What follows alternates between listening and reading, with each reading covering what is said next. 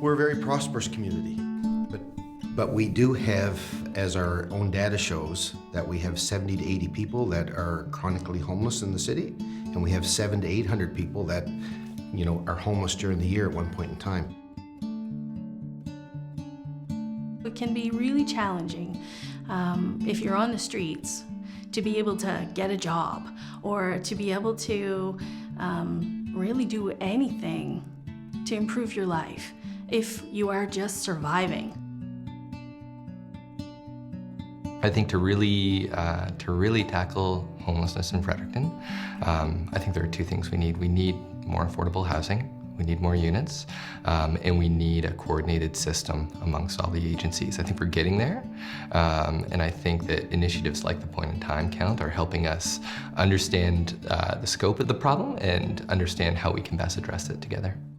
Well, you need data. I mean, like anybody needs data, right? So this count will identify to what it can on this particular 24-hour period how many people are homeless or sleeping rough in our community. When you engage these people, you can start to formulate a plan on why they're in this situation, what their health needs are, what their housing needs are. So then you can then help prioritize our plan, because we have action items to deal with those. But until you can identify with the people that are actually there and put a name to the face or a face to the name and have harder data to drive the KPIs in our study, you're missing something. This count is really going to help us with determining right now and in this point in time who is on the streets, who is homeless, who's in our shelters, who is needing services that maybe we haven't connected with before today or before this weekend.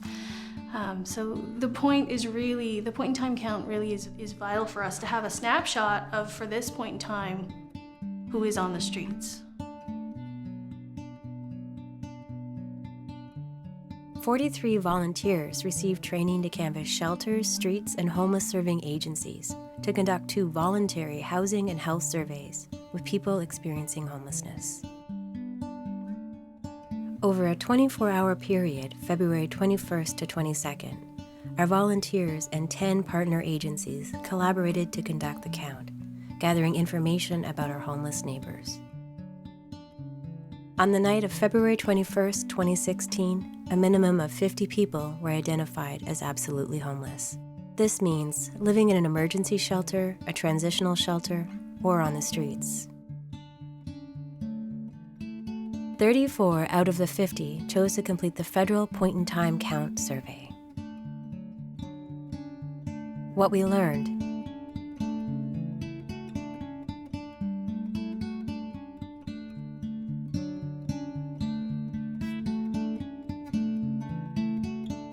The 20,000 homes came out of the 100,000 homes campaign in the United States, where they identified that was a target and it was achievable. And therefore, about a year ago in Canada at some national meetings, it was brought forward that this is something that Canada could embrace.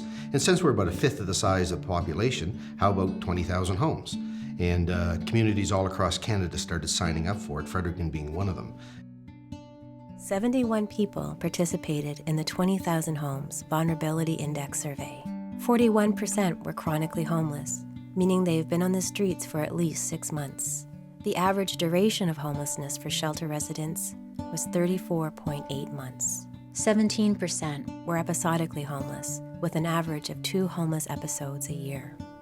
35% reported living with chronic health conditions. Housing First really is about providing a home and then offering services. And we know that research tells us that this model works. But if individuals have access to a safe home, a place where they can feel secure and know that survival is not their number one priority, once they're in a place that's comfortable and it's theirs, then they can start to focus on what do they want for their life? What improvements would they like? Do they want to look towards getting a job? Are there some things that they want for their life that they haven't been able to access? That's what our outreach workers will be able to do once individuals are in a home. We know that it's much more cost efficient to have individuals in homes. The key isn't just to place someone in a home and then leave them. The key really truly is to continue to provide supports and services, most times for at least a year, 18 months, and sometimes even longer. What I've seen around the Community Action Group on homelessness and the plan to end homelessness in our community is that people have decided that ending homelessness is the priority. It doesn't really matter who gets credit for it or who's doing which piece. They've understood that this is an emergency in our community. It's a crisis, that housing is a right, and that if we work together and we coordinate our systems, that we can put a dent in this and we can move towards ending homelessness in Fredericton. So if we can share information across agencies efficiently, it's really going to help the individual who is facing homelessness.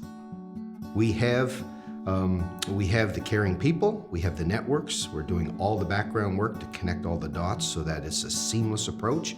Nobody should enter the shelter or leave the shelter without being received by somebody. Nobody should be discharged from emergency at the hospital without being received by somebody with a plan in place to make them succeed or to help them succeed, because they can succeed if the assistance is there. It just makes for a better community. There's no other way to put it.